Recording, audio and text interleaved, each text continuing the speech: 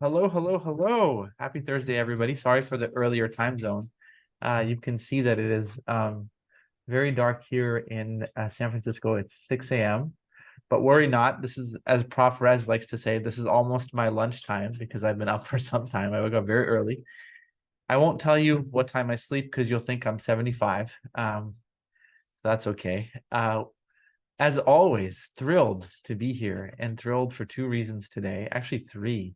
The first is I wanted to let you know that our newest CP Solvers Academy team member doesn't have his video on, but he just joined. I don't know, Shreyas, if you're in a place to say hello. If not, please just do so in the chat if you're able to. Would love Hi, to everybody. welcome you to the Yeah, CP Solvers Academy and thank you for all that you've done. If you wouldn't want to say a quick hello to everybody here and tell them about you. yeah, hi everyone. It's so nice to join all of you. I'm Shreyas. I graduated from Gandhi Medical College, which is a medical school in India, and I applied for the match, and I'm so happy to be a part of the team finally, and I can't wait to contribute more.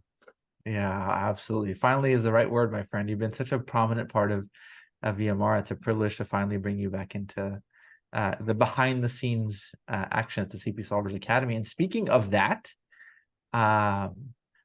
we're thrilled to have Tansu step up to the discussion seat. And I think step up is really a characteristic feature of Tansu. She was also, like Shreyas, a big part of VMR for a long time and managed to present one of the most eye-catching cases we've had on VMR. And looking at Aisha now as we struggle to discuss a very complex case, but that was just the beginning for Tansu. Tansu has made such a tremendous impact to the CP Solvers Academy, and I think the two things that really stand out to me are how much Tansu has everybody's back, both in terms of when you jump in and you help support. Deborah's, by the way, private messaging me, which I always have to look at because Deborah's the ultimate boss, hence my distraction. But whenever somebody can't make it describing a teaching point, so there's a 95% chance that Tansu will jump in and help. But she's 1/3 of a really, really cool project that has the 3-2-1 card project that has really brought people together in the academy like no other. And this is just the beginning. Tansu's only been involved for a few months. It's so exciting to think about what her future looks like in general, what your future looks like in CP Solver. So thrilled to have you here. I'll pass the mic for you to say a quick hello, and then we'll introduce our final guest today. Thank you so much for your kind words, Rabih. I'm so happy to be a part of this community. I graduated from Marmara University Medical School in Istanbul, Turkey. And I've been a CP Solvers team member since August. And I'm very, very excited right now to be discussing a case with Rabih and being surrounded by all of you, my friends. Amazing. And speaking of case, we have our first ever case presentation from Giancarlo. Giancarlo, do you want to unmute and tell us a little bit about yourself? Sure thing. Nice to meet everybody. I'm Giancarlo. I am an intern, internal medicine at Emory University, where I went to med school as well. Outside of medicine, I enjoy cooking, playing the cello, playing soccer, and I have a 6-week-old. So, oh my gosh, things are going. Wait, so you have like 3 active full-time jobs now. You're somehow putting a case together, presenting here. You're a new dad, and you're an intern. Yeah, it's going. How are you juggling all that? How is it possible? Just trying to sleep when possible. How much sleep did you get last night? Not bad, decent amount. He's slowly like getting from about 2 hours at a time, so it's getting better. How does it feel to be a new dad? It's amazing. Yeah, it's amazing. Yeah, I mean, I even though it's not a lot of sleep, but I have feel like I have infinite energy and a lot of passion and enthusiasm. So super excited. That's so wonderful. I'm so happy for you. That's got to be the biggest gift ever. Thanks. Yeah, it is. How's it being an intern and a dad? I mean, it's pretty good. I mean, I feel like I'm getting a lot of support from the program, and I think it's not too bad, like juggling in between. I haven't hit some of the heavier hitting rotations since I started fatherhood, so we'll see in a few months here. But yeah, not too bad. Amazing. I'm so glad to hear that. Tell me a little bit about soccer. How does that come into your life? Yeah, lifelong soccer player. Yeah. I still play in adult leagues here in Atlanta, and did a lot of. I watched a ton of soccer. I'm a huge Italian soccer fan. My dad was born in Rome, so we're Roma fans. Yeah, Roma fans. All righty. I can feel the passion coming through you. I'm also a lifelong soccer person. I actually thought that was gonna be my life for the longest time until I realized that. Really? Yeah, I was I was cruising in high school, and then you realize that the world is so much bigger than your high school, and you realize that you're not nearly as talented as you think you are. Oh yeah, and I'm a little older, and a lot of the players in our league are like fresh out of college, and I see. Yeah, I know, right? it's It's tough. it's It's a tough. dose of humble pie. Yeah, yeah, just keeping up. 100%. Well, we're so excited to have you here. And yeah, we're ready whenever you are to present your case. Sure thing. I'll pull up my sheet here. So what we have here is a 22-year-old, she's an otherwise healthy female. She originally presented to an outside hospital after she had an episode of syncope. And kind of the rest of the history here. So 2 weeks leading up to her presentation, she started having progressive weight loss, some decreased oral intake. And then the few days prior to presentation, she got a little worse, started to have some intermittent chest pain, fever, fatigue, and chills. And then, had this episode at the airport where she had some preceding symptoms of just, not feeling well.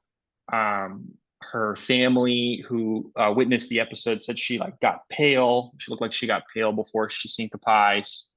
And then the event happened and she went to the hospital.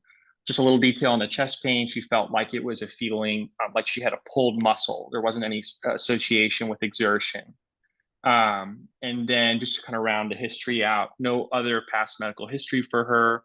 She doesn't take any medications, no family history, and no allergies. The only pertinent social history for her in thinking about this case is that she's a recent college grad who had just moved to Georgia from Missouri after living there for about 15 years. Ooh, wow.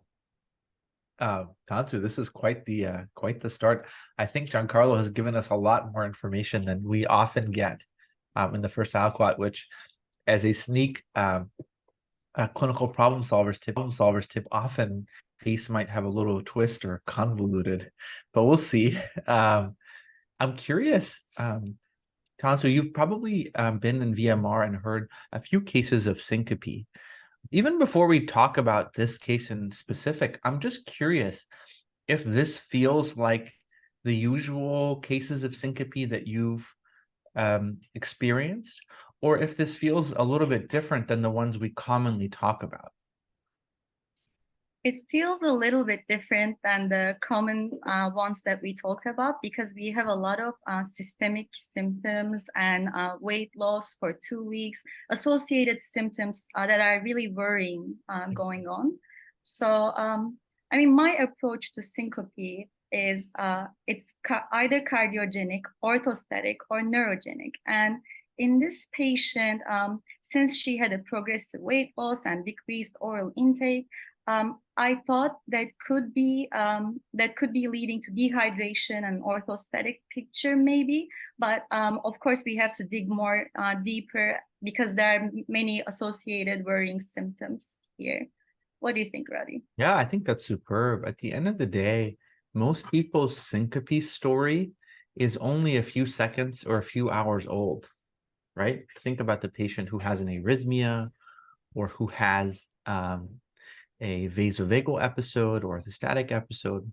The very fact that the story is so long, weeks old, is very, very unusual. And so I think that you're right. There's very little doubt that she had a syncopal episode rather than a syncope mimic because of the fact that it was observed by her family members. There's a little bit of pallor before she goes down. So I think the history gives us confidence that, in fact, the schema that you just deployed is one that we'll find diagnostic input in. And I think the key question is, we'll do the usual workup for syncope, but how does it how is it influenced by a tale of preceding subacute inflammation? And I think your first instinct is absolutely superb, which is, let's just be real. She probably, the syncope probably has no specificity to the underlying disease.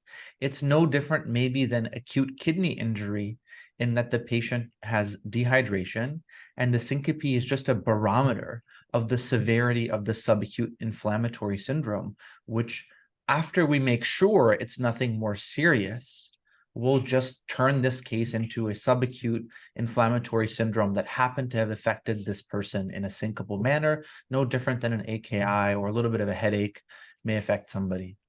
So I think the trap for us, Tansu, is to say, okay, what kind of subacute inflammatory disorders aren't distant from the heart? Because the assumption, just to be clear, is she has something far away from the heart, she's dehydrated, she passed out. So I think the trap here is to not assume, at least initially, that the subacute inflammatory process is distant here. So I'm curious, this would be, I think, a pretty tough first thought, but I'm curious if you can think of a simultaneous cause of the inflammation that also, without dehydration, can cause syncope. What would cross your mind in that domain? So since she has chest pain, I'm thinking about causes of chest pain, because this is a young person, but we have to take all sorts of chest pain in all ages very seriously. And so my thinking was centered around the 4+2+2 schema and things that can cause chest pain from that schema. I mean, a pulmonary embolism can cause syncope and chest pain. So or myocarditis can cause, but it's not a part of the schema, but it can still cause chest pain. And I'm not sure about syncope with myocarditis, but it's just a thought that crossed my mind. So those are my thoughts. Back to you, Rabih. Yeah, I think it's superb. Yeah, I think exactly what you said is so true. Anything that you can take in the chest and make an itis probably should rise in your consideration here, because you're like, oh, that whatever that itis is explains her subacute inflammation. And anything in the chest causing itis can probably cause syncope. So pericarditis with a pericardial effusion, myocarditis with maybe a conduction system abnormality, endocarditis also with a conduction system abnormality. So I completely agree with you. I think that the chest pain has to be taken seriously. And in the context of this inflammatory syndrome, you might give priority to an itis. Although realistically speaking, it's much more likely for this person to have a distant infection away from the chest that's causing dehydration. But the presence of the chest pain, along with the fact that morbid causes must be ruled out, should have us prioritizing an inflammatory process in the chest first, recognizing that in all comers, that's a little bit less likely.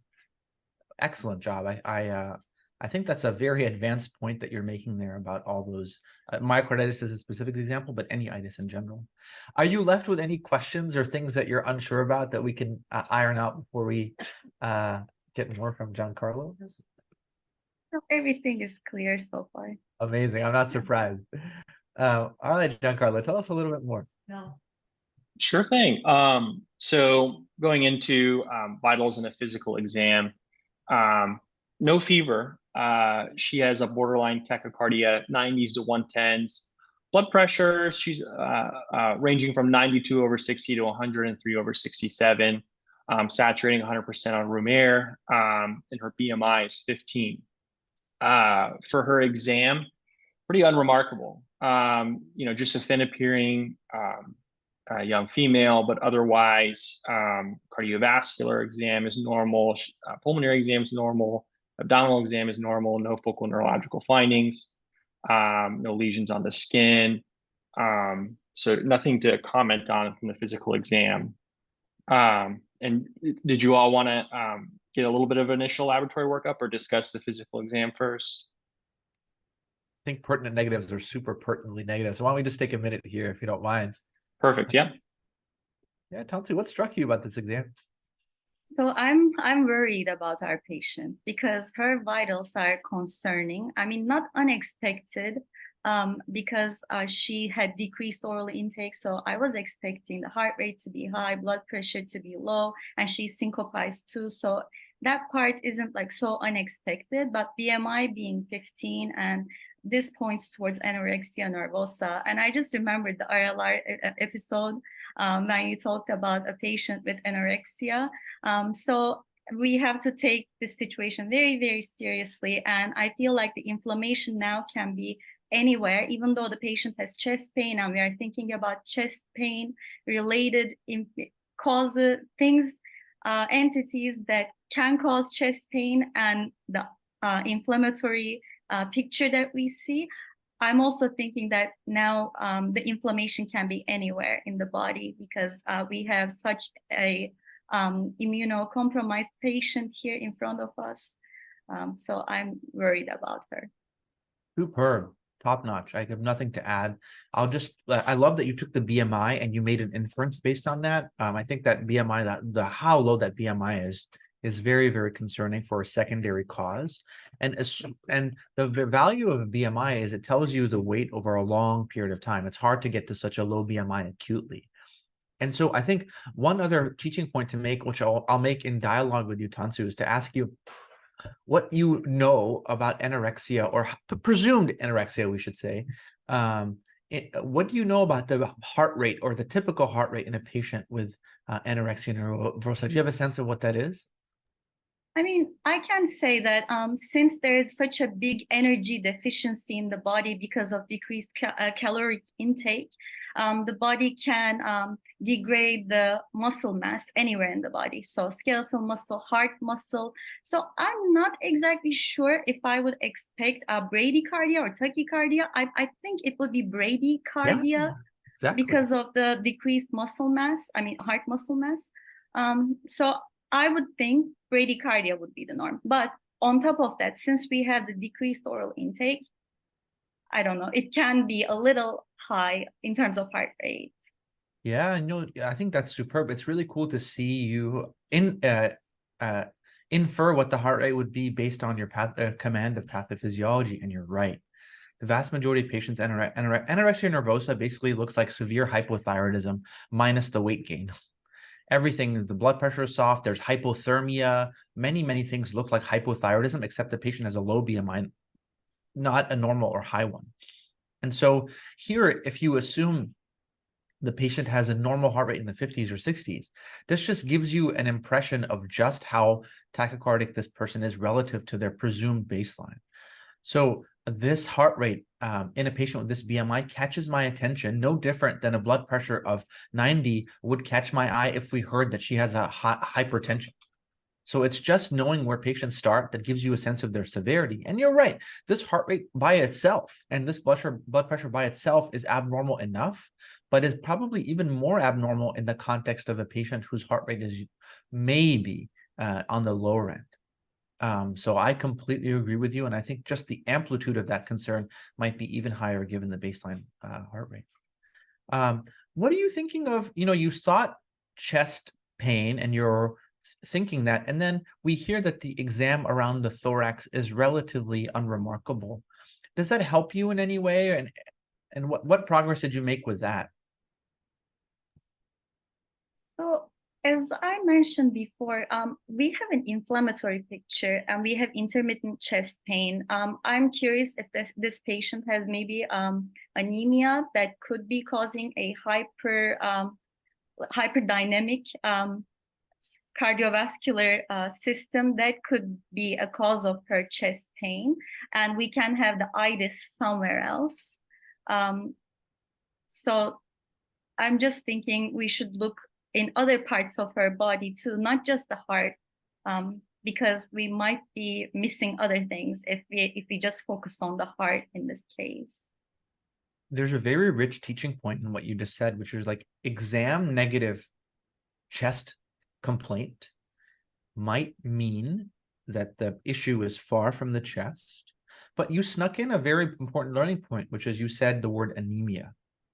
And anemia is one example of how the exam for the chest is insufficient to fully rule out completely rule out chest conditions. And a great example of that is a diagnosis you mentioned earlier, which is a pulmonary embolism. So I think this case can be a great exercise for everybody listening to have a simple scheme of exam negative chest complaint, be it chest pain or shortness of breath, whatever. Move away from the chest, but also have a strong list of things that can evade your detection on the exam. Anemia, acute coronary syndrome, right? Normal exam. So there is a list, and we'll see what happens in this case. But your branch point is you did not commit fully to the fact that the exam is negative, so the problem isn't in the chest. There is a list of diagnoses that are exam negative chest conditions. And the most morbid one is probably acute coronary syndrome. The most talked about one is probably a pulmonary embolism. And the one that most fits with a systemic inflammatory syndrome is a patient with anemia. So all of those are at play for sure. All right, Giancarlo, you want to give us your next aliquot? Sure thing. Yeah, it's really great to hear this discussion. So the white count was 7.6 with a normal differential. Hemoglobin was 9.7. Platelet count 373. Looking at the chemistries, sodium 134, potassium was 4, chloride 102, BUN was 9, creatinine 0.4, glucose 99, calcium 8.8, magnesium 2.4. The AST was 7, ALT was 9, alk phos was 55, and then the albumin was 2.6. And going along with the creatinine, the GFR was 136. Just some further lab tests. Troponin was negative. D-dimer was elevated. The urinalysis just showed 2+ blood. And then chest X-ray was negative for any acute process. And they also did some bilateral lower extremity Dopplers that were negative.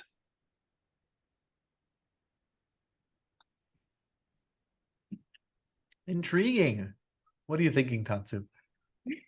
So when I look at the CBC, I mean, white blood cell count being low doesn't, I mean, it's not being like as higher than what it is right now doesn't surprise me so much, because I'm thinking about a relatively immune deficient person here. So that's okay. So and then hemoglobin is low. I was expecting that too. Because she has nutritional deficiencies. She's probably not, she doesn't have the building blocks to make the red blood cells. And then her electrolytes are not that worrying. Her creatinine and B1 being low, albumin being low, just shows the depth of nutritional deficiency to me as well. Urinalysis showing red blood cells, 2+ blood. I'm not sure if this is like super significant, but I'm thinking maybe, I'm not sure. I'm not 100% sure. And D-dimer being high, I feel like there's thrombosis somewhere in her body. The lower extremity is okay because they checked with the lower extremity Doppler. So I don't know. I'm thinking more in the lung space now.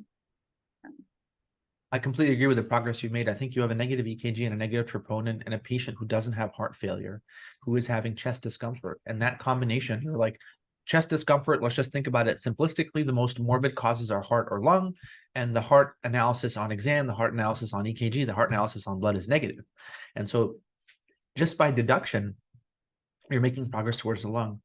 I think my job here for everybody is to kind of give you a sense of the real interpretation of these tests, because there's the textbook interpretation, which is the patient is anemic, so that's a problem. The patient has a high D-dimer, so that's a problem. And the patient has UA with 2+ blood, and that's a problem. But the truth is all those can be readily explained by something else.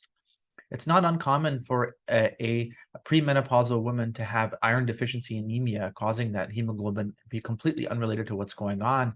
And the iron deficiency anemia may be answered by the UA, not because the patient is having urinary bleeding, but the patient may be having menstrual blood loss that contaminates the accuracy of the urine sample. And so I think here the key question is asking the patient if she's menstruating or not, and scrutinizing the UA for whether or not there's proteinuria. That can help you gauge where the blood is coming from. Is it coming from the glomerulus, which is should be a thought when you have hematuria and a systemic inflammatory syndrome.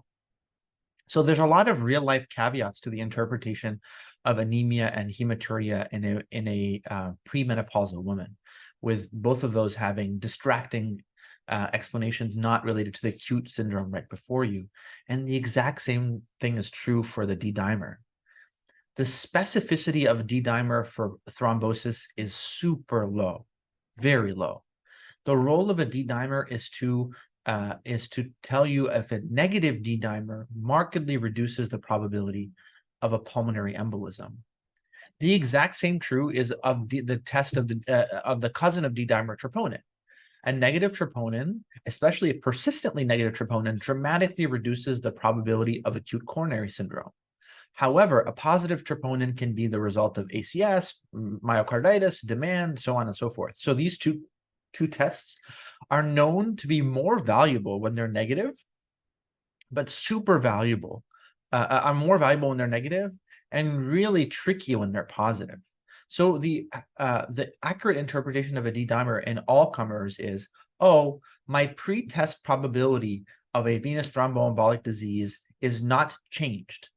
It is what it was right before. If it's negative, then the pretest probability has reduced significantly. But if you started with a super high pretest probability, a negative D-dimer only moves you to a moderate pretest probability. The real value in a D-dimer is if you have low to moderate pretest probability and the negative D-dimer comes, it moves you further, sometimes so low that you don't need to think about it anymore. But strictly speaking, a positive D-dimer means the test did not help you in any way, shape, or form. That is partially true. There's some data to tell you that the height of the D-dimer is predictive of venous thromboembolic disease, but that only applies in otherwise well patients. Because the truth is most people with DVT and PE are otherwise well. They may have a low-grade cancer, or a fraction of them have a hectic presentation with cancer, but many of them are like, I have chest pain, I have a swollen leg, but otherwise I'm fine. And in those patients, the D-dimer height is concerning for pulmonary embolism or DVT. So it's tricky here, Tansu. This all could be noise. All of it could be. But I love what you said. You said, well, what's our pretest probability? What's our pretest probability? Heart is low, lungs with a clear X-ray and a positive D-dimer. Maybe our pretest probability isn't so low. So we should say, let's think about a PE, not because the D-dimer is high, but because the pretest probability was moderate and the D-dimer failed to reduce that pretest probability. Before we talk about and take a moment to address the inflammatory syndrome that this patient's having, I just want to pause here and see, and Tansu, use your mind as a proxy for what other people are thinking, to make sure that there are no questions or wrinkles in that spiel about the D-dimer. What you said made perfect sense. All right, wonderful. So how are you merging subacute inflammation with this white cell count? I mean, it's a little low than I would expect. Yeah. I would expect it to be higher. But again, the patient having a BMI of 15, it's just confusing me a little bit. Like this could be normal for this patient.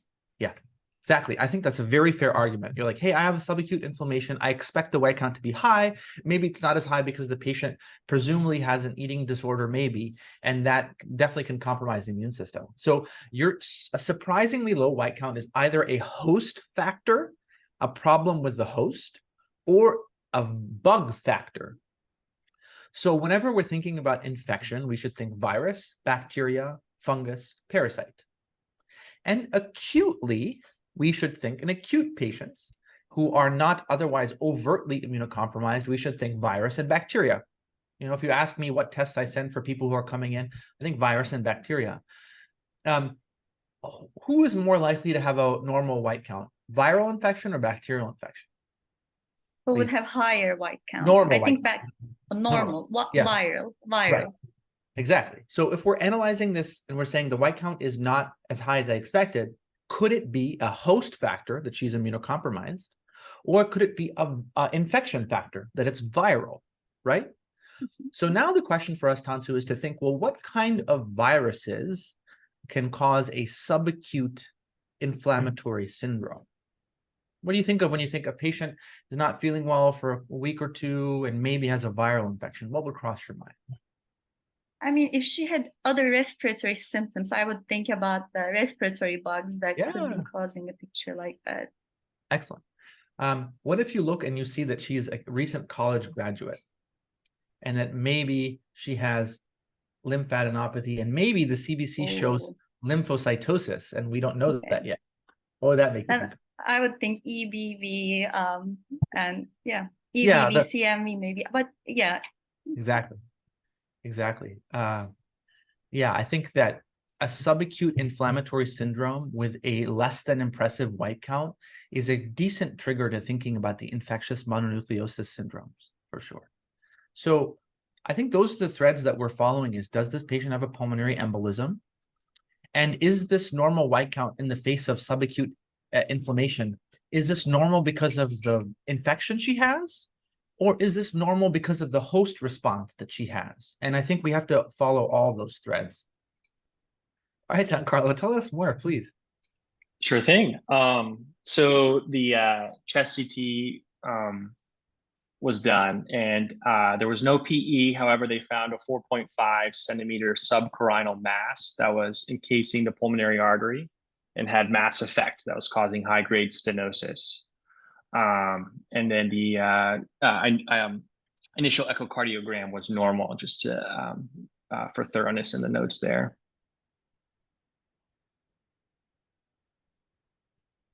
That's unfortunate, huh? Yeah, so she has a 4.5 centimeter subcarinal mass. So essentially a mediastinal mass encasing her pulmonary artery. What do you think, Tansu? What thoughts cross your mind? So I'm thinking about mediastinal masses here, but it should be also, well, it doesn't have to be. Maybe this is just a separate process than the irises that we are seeing. I'm not sure. But I'm thinking if it was the mass causing all the other symptoms, what would be that mass? And I'm not very sure. So I would need your help with that, Rabih. Yeah, no, for sure. I think that if you ask yourself, is this mass the right thing for us to focus on in terms of her syndrome? And I think that when you see that it's compressing the pulmonary artery, mimicking the physiology of a pulmonary embolism, it's a ready explanation for her syncope, right? Right, exactly. So the question is, could this mass explain subacute inflammation? What's your take on that? How do you in your mind merge mass and subacute inflammation? Before we talk about what it could be, let's talk about, is it explain what we're looking for? What do you think about that? I mean, if it's a malignant mass, then it could explain the subacute inflammation. Yeah, agreed. Yeah, maybe something like lymphoma. Yeah, exactly. That was exactly what I was going to ask you, is if you had to prioritize what kind of malignancy would cause inflammation, liquid tumors like lymphoma would be an excellent explanation. Mm-hmm. Sure. And so you might look at the hemoglobin and the albumin in a different light now. You're like, oh, could this be a malignancy? And the patient has anemia of chronic disease and the hypoalbuminemia from that. Initially, our explanations for those things were probably maybe the eating disorder, hypothetically, which now the argument for that has weakened because you found an alternate explanation for the patient to have subacute weight loss. And so I think the question in this case, well, first, let's just talk about the white count. So initially, when we were talking about the white count, we were thinking host factor or bug. But I think this is a great reminder that when you have the filter of infection, that's a great differential. But a normal white count in the face of subacute inflammation is very much in keeping with non-infectious causes of inflammation. I think it was too soon to make that leap initially, just to be like, oh, the white count's normal, so I'm not going to think infection. But it just reinforces the notion that normal white count equals virus, immunocompromised patient, or non-infectious forms of inflammation. So, Tansu, just in general, what do you know about mediastinal masses before we talk about this case? What's your sort of knowledge base of that space?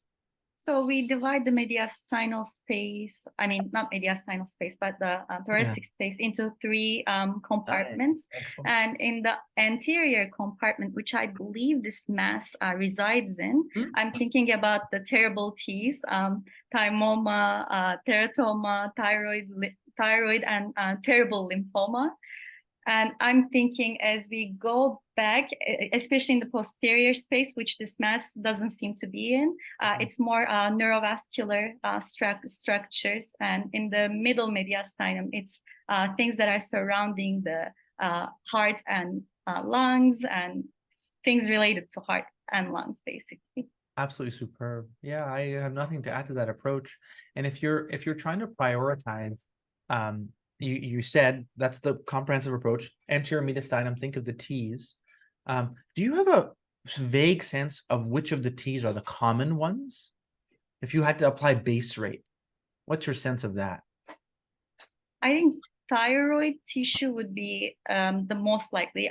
I think thymoma is not very common, and terrible lymphoma, this is also could be very, very common, especially in the young age group. I'm thinking about thyroid and lymphoma. Yeah, you're 50% of the way there. Thankfully, thyroid disease thyroid disease is much more common in general, but thyroid disease presenting as an anterior mediastinal mass is rare. And so the two most common are thymoma and lymphoma, and they occur actually in all comers. The thymoma is slightly more common. I don't know if in younger patients that's not true. So what people taking care of these patients have a very hard time and a very hard job, because thymoma is a radiographic diagnosis and the treatment is surgical excision if needed. Lymphoma, the treatment is not surgical excision. It's chemotherapy. So when people are looking at this, they have a tough decision to make. And they say, are we confident enough that this is a thymoma that we just go in and take it out? Or is there any doubt, in which case we need to biopsy this to decide what to do, further exposing the patient to an additional procedure? So it's tricky. I will say, though, in a young person, the other T is really, really important to think about, which is a teratoma or a germ cell tumor. So the operational approach to an anterior mediastinal mass holds the base rate of thymoma and lymphoma, but incorporates the very actionable diagnosis of a teratoma or germ cell tumor, because it's actionable in that there are serological markers, blood tests that can help you weigh in your pretest probability of these entities. So Tansu, if you were tasked next year as an intern, flying through an internal medicine residency program, and folks asked you to order some blood tests to help you figure out what this might be, what would cross your mind as blood tests that might help you? I would order beta HCG, AFP, alpha fetoprotein, and then I would also order the thyroid test too, because even though thyroid is up here, there can be an ectopic thyroid tissue. So I would still order the thyroid test.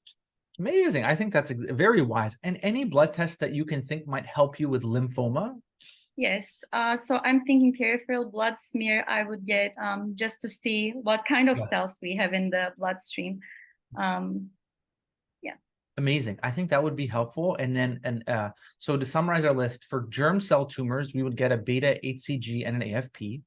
For thyroid analysis, we get a TSH and free T4, recognizing that thyroid masses may be there without causing hypo or hyperthyroidism. Lymphoma, we'd probably get a peripheral smear and an LDH. And then we would probably talk to radiology about the value of a PET CT scan to understand the avidity of this. Those are the practical considerations of an anterior mediastinal mass. Rarely, when a mass is involving a vessel, like it is in this case, we have to entertain the possibility that it is a vascular tumor, such as an angiosarcoma which are known to arise in the pulmonary artery. There's street cleaning going on. So I want to emphasize that we're adopting the approach that this is an anterior mediastinal mass, because we're assuming, Tansu, that the mass started in the mediastinum and encased the pulmonary artery. That assumption may not be true. The mass could have started in the pulmonary artery, i.e. a endovascular mass that then spread outwards. So we have to start somewhere, but I just want to emphasize that we're making an assumption that this is a mediastinal mass that went into the pulmonary artery. It could be the other way around. All right, Giancarlo, tell us more, please. Yeah, great discussion. So a good portion of this workup was done in MRI, brain, and PET scan was negative for any metastasis. There were lymph nodes noted on that chest CT2 and large lymph nodes. So the patient was transferred to an academic center, and bronchoscopy with endobronchial biopsy or EBUS was performed, as well as video-assisted thoracoscopic surgery, just to biopsy not only the mass, but the surrounding lymph nodes. And the results of the biopsy was that it showed necrotizing granulomatous inflammation. The bacterial cultures, the fungal cultures, the FB cultures were negative, and then also negative cytology. And one thing to note, there was a repeat echo done that showed normal ejection fraction, but a moderate pericardial effusion with no tamponade. Giancarlo, I just want to say before we think about this data, that the way you're delivering this case and presenting this case is absolutely superb. It's hard to believe that you're an intern, honestly. I think that the command of the details, I think what most people will probably appreciate is happening in the background is how you filtered the data in this case. I bet there was 10 times the amount of information that was available in the chart, and you're like picking and choosing what story to tell, which is just really telling of your command of this case. And Tansu, I'm not sure if you were there, but this is like GS case all over again. And this reminds us that an anterior mediastinal mass is not always malignant. It can be infectious in nature. And the main infectious categories are to think of the possibility that the patient has fibrosing mediastinitis and the infections associated with that. I'm not sure. Were you there for that VMR before I make any assumptions? No. You're like, oh, I wish I was there. I wish I was. I know, right? But honestly, for your learning, it's probably better that you weren't, because you're now able to like really zoom in on this space. So I'm really curious what your spontaneous thoughts are with just this information. And we will, I promise we'll be able to make a lot of progress. But what were your spontaneous thoughts?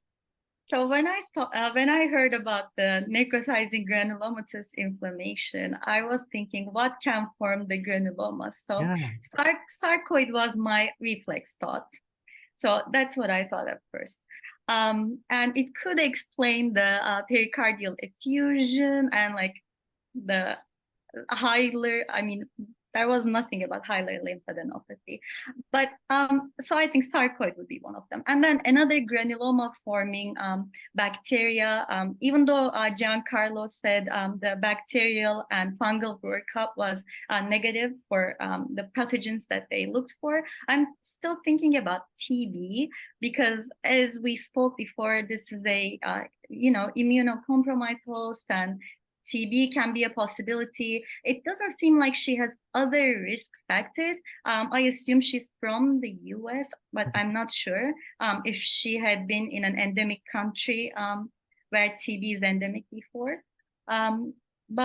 or if she was incarcerated, or if she had other risk factors. But I was thinking sarcoid, TB, and so yeah.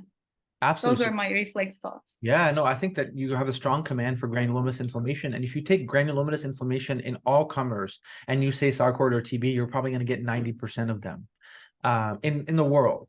And I think the key thing that you said there was, where is she from? Because granulomas, the journey about granulomas is all about what the patient's environment is. Are they in an environment exposed to infections? Are they in an environment where they're taking drugs that can cause granulomatous infections? Are they in an environment where they're exposed to inhaled antigens like beryllium or silica that can cause granuloma. But what granulomas is they're a reaction to something that's coming from the world. And if we find nothing, we call that sarcoid. But we think in our heart of hearts that that thing that sarcoid is reacting to is an unidentified exogenous antigen. That's why it's in the lungs. And if we don't find anything, we say, oh, could this be a malignant granulomatous disease like Hodgkin's lymphoma that is not because the immune system is messed up. It's not because the immune system is responding to something, it's because it's messed up. So the journey about granuloma is all about an extensive inventory of what the patient's exposed to, including pneumoconioses, drugs, but most importantly, infections. So let's look at the southwest corner of where the patient's social history. She's a college graduate who recently moved from Georgia to Missouri.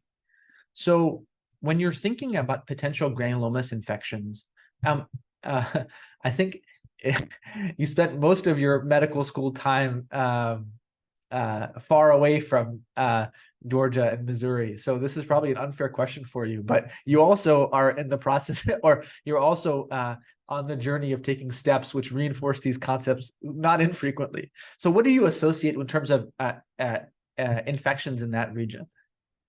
So if we were in Turkey, I would definitely think TB because TB is endemic in Turkey. But thinking about Georgia and Missouri, now I paid attention to that part. Sorry, I missed it before. No I think about endemic mycosis. So it can be histoplasma, cocci, blasto. Well, those being more common in other areas, but I'm thinking about endemic mycosis. You got it. Absolutely superb. So let me show you. So I'm about to show you a couple of schemas that if you wanted to have access to them more permanently, they're on rlrcpsolvers.com. Here's the approach to anterior mediastinal mass. Oops, is that what you see, guys? Sorry, yeah. So the 5 T's, as Tansu said, with the common ones being thymoma and lymphoma, and the intermediate one being a germ cell tumor. The most common non-malignant mass is really important to think about, and it's fibrosing mediastinitis. What is fibrosing mediastinitis and what causes it? We probably don't have time to talk about that, but I'll show you the causes. And I think when we hear necrotizing granulomatous disease, we have to prioritize histo and TB. So I think Tansu, this is all about what the microbiology will show. And I think 5% of patients with tuberculosis have no known risk factors or exposure. 5%. So TB is still possible. But given this patient's presentation and region of exposure, histo would probably be at the top of my differential, followed by all the other endemic mycoses. It's important to recognize that we're invoking a endemic mycosis in a patient without severe immunocompromising conditions, and the endemic mycosis most likely to cause severe disease in a relatively immunocompetent host is blasto, but the most likely endemic mycosis to cause a mediastinal predominant presentation without pulmonary disease is histo. So my bets would probably be on histoplasmosis. And in which case, there are some kind of fun lab tests that you can get that help you, LDH and ferritin. But yeah, that would be my guess, is we've bypassed the common cancers. We're in the granulomatous infection category, probably. TB, histo are the most mediastinal centered, and this patient has a prominent exposure to histo given her geographic location. So that's what I would be worried about.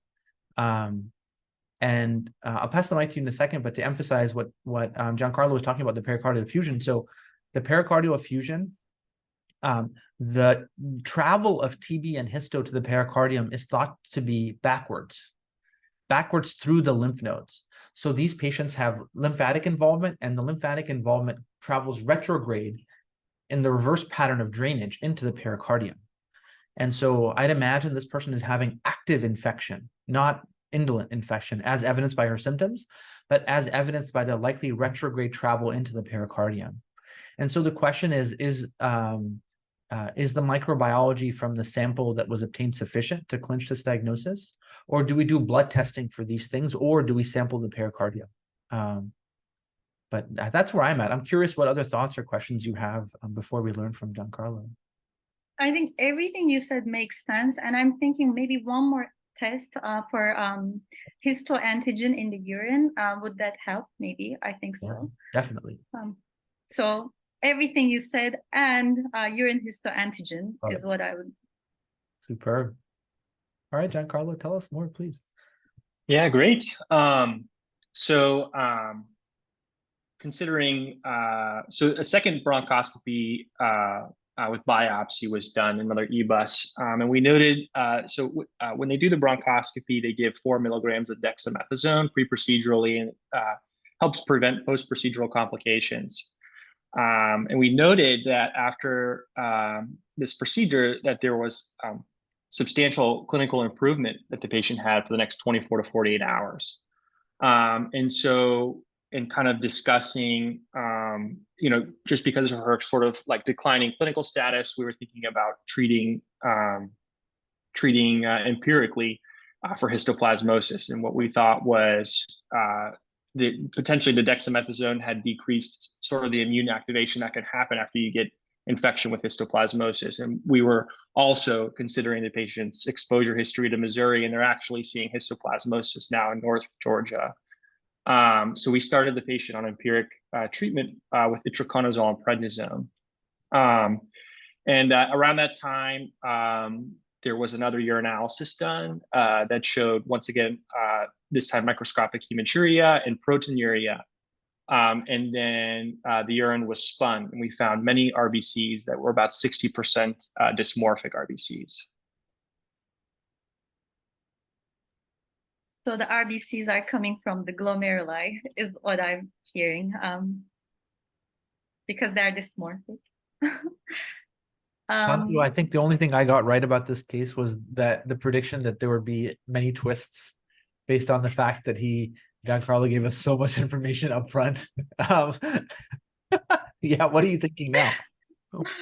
Well, I mean, it looks like a very disseminated process. It involves the lungs, the GU tract, and looks like we have, can I see the UA?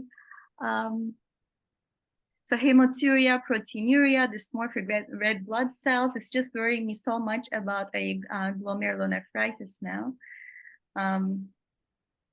And yeah. I don't know how to make progress from here. Can we check for TB still? I don't know if my mind is in the wrong place. No, not at all. We'll make rapid fire progress because I think I talked too much last time. So let's practice some reflexes, okay? Just reflexes. Okay. So glomerulonephritis, infection, autoimmune, or cancer is the most likely cause. What's your reflex? Just glomerulonephritis. Yeah, she has like fever, fatigue, chills. So I'm thinking infectious process leading to glomerulonephritis in this patient. In this patient for sure, but in general, when you think glomerulonephritis, what category does your mind reflexively think of without any more information, just the word glomerulonephritis? Do you think more infection, more autoimmune, or more cancer? I think cancer. I think more like cancer's second on the list. Autoimmune. Autoimmune. Yes, there you go. You nailed it. So you think about, if you think glomerulonephritis, what causes cross your mind? Just in general, forget this case for one moment. Like what examples of glomerulonephritis do you think of?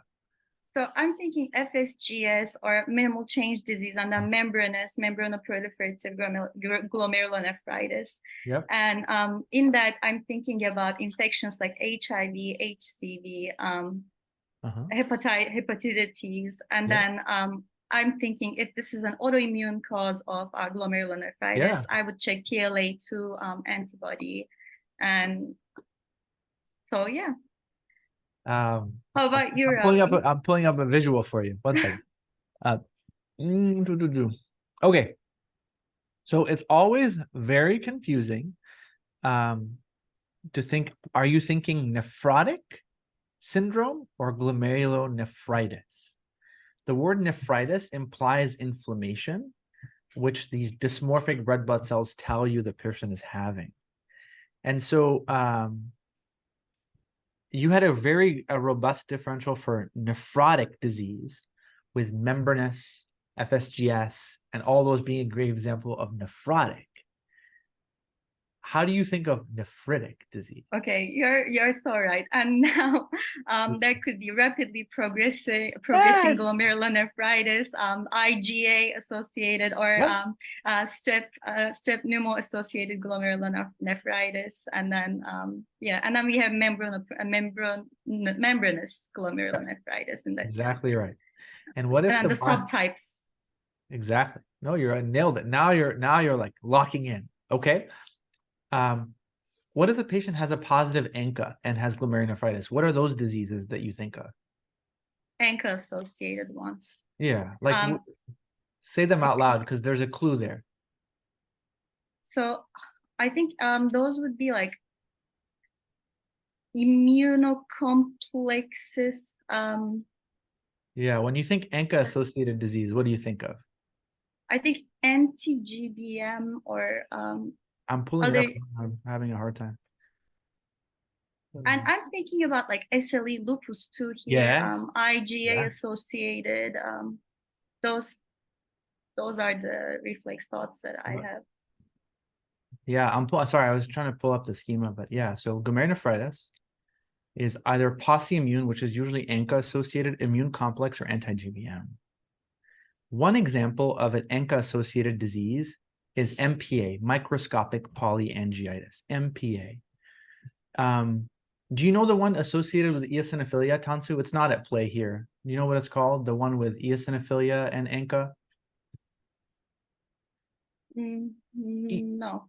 It's called EGPA, or eosinophilic granulomatosis with polyangiitis.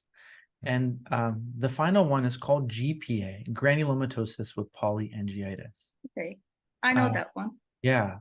So let's think about that name, okay? It's granulomatosis with polyangiitis. And that's what's really interesting about that disease, is because it is granulomatous and it has polyangiitis, GPA. Fascinating disease. It is the most common cause of glomerulonephritis in all comers, and it causes granulomas, GPA, granulomatosis with polyangiitis. What's really cool about GPA is that it is what's called a small vessel vasculitis, which affects the glomerulus and also affects the kidneys, affects the skin, whatnot. So when you're analyzing this case, you should continue, as you initially said, you were like stubborn to move on from infection, and I commend you for that. That's very important, and you should not move beyond infection until you hear that the histo and the TB and all the granulomatous infections are negative. But the granulomatous infections and glomerulonephritis, they don't click. Whenever you see glomerulonephritis, you should add autoimmune to your differential, not replace, add. Because glomerulonephritis is so predominantly an autoimmune disease in the vast majority of patients.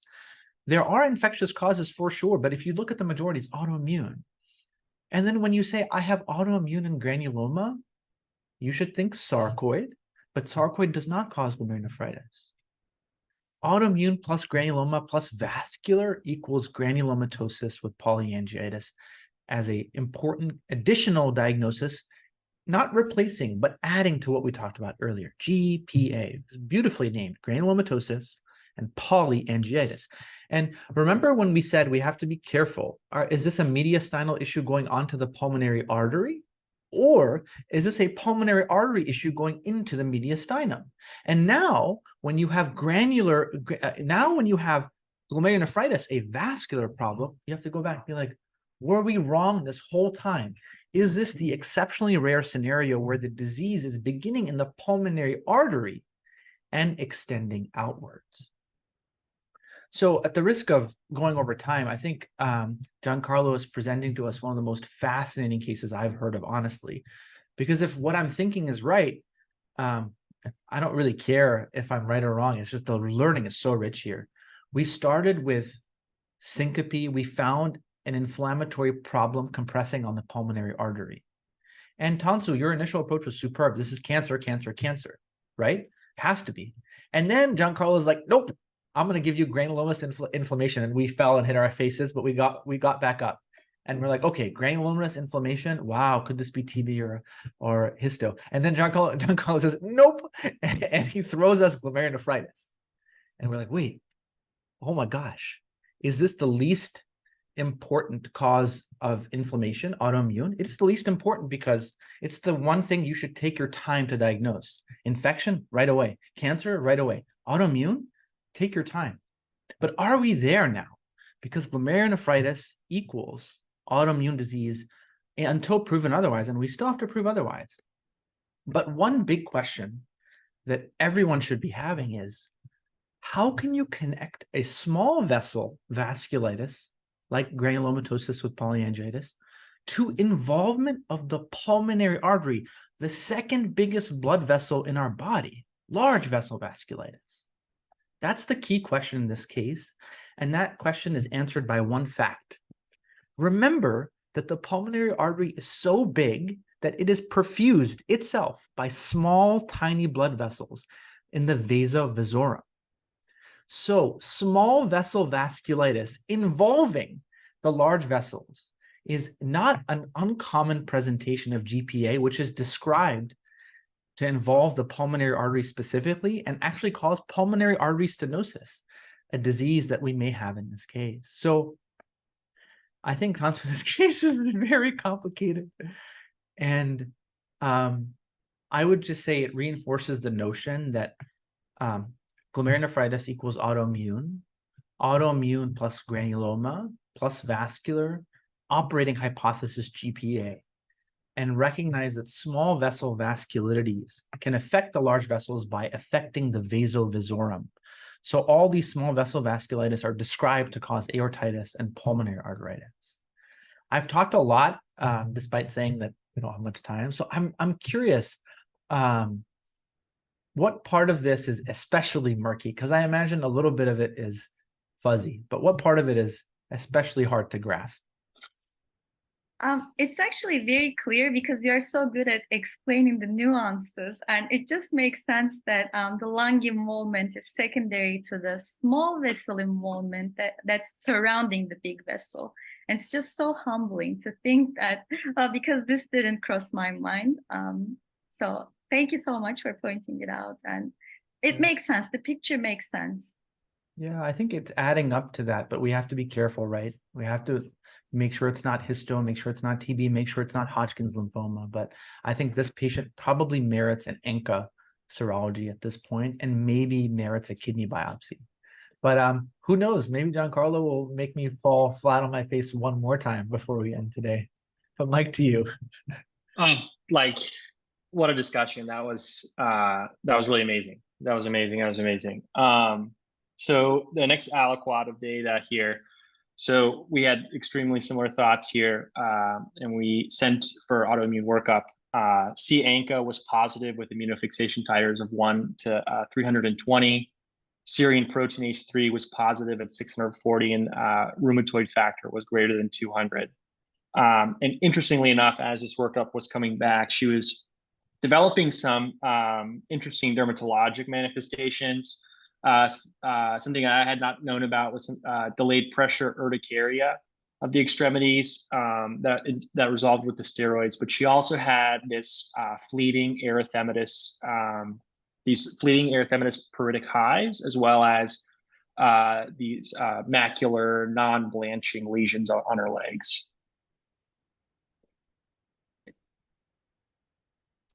What are you thinking, Todd? I think we have a granulomatosis with polyangiitis in our hand with the C-ANCA autoantibodies directed against the proteinase 3. And this is very interesting. From the beginning to the end, I was thinking like, okay, this patient, like given her characteristics, we should think like more thoroughly and deeply into all systems. So it doesn't surprise me that we started with syncope and ended here. Tansu, I think that I find it very telling that the last words that Giancarlo says are non-blanching lesion on the leg, which is a teaching point that you made in academic VMR when we were practicing about purpura, like it's non-blanching. And I think it's just so cool. It's such a crazy world. Giancarlo, I think we've had many cases of inflammation on VMR, probably hundreds of them, maybe even over 500 of them. I've never been on a journey like this ever, where the momentum is so hard to try to figure out, and then literally feel confident that the patient has a cancer with a mediastinal mass, then confident that a patient has an infection with necrotizing granuloma, and then completely swooped by the glomerulonephritis.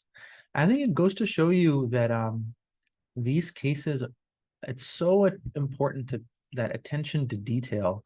And I commend you and everyone involved in looking at that UA, because if that UA weren't there, a urinalysis is the key to this case. A bedside urine test solves this case. Pay attention to that. That's very, very powerful. I think hopefully many years from now, on my deathbed, I'll be thinking about this case as like one of the most incredible and humbling stories in medicine that is told. I know I'm prone to hyperbole, I know that, but oh my gosh, how did it feel for you? I mean, it was pretty amazing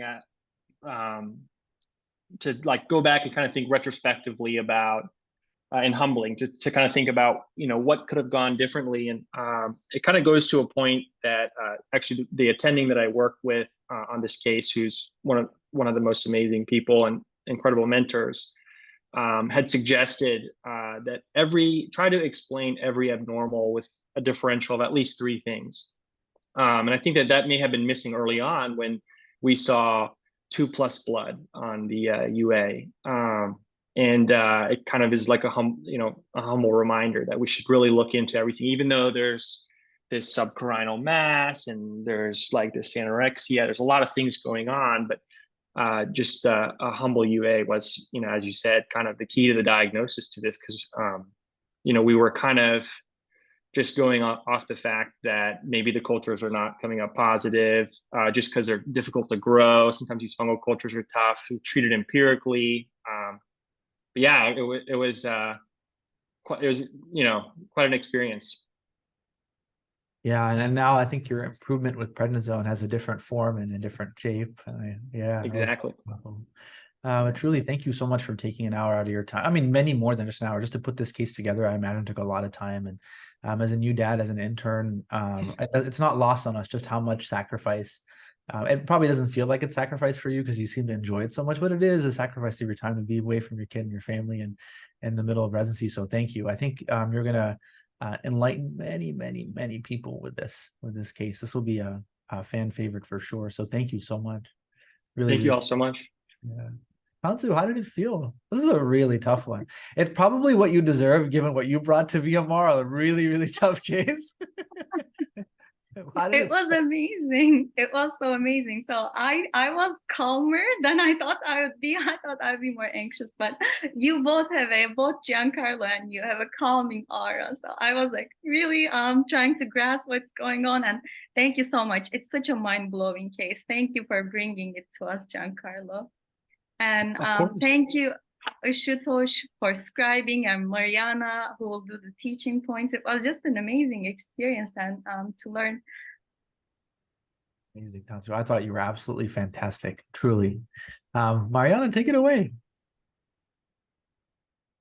All right. Thank you, Giancarlo, for this amazing case, and Rabih and Tansen for this fascinating discussion. I'll try to be really brief here, but we have so many teaching points today, but I'll try to do this.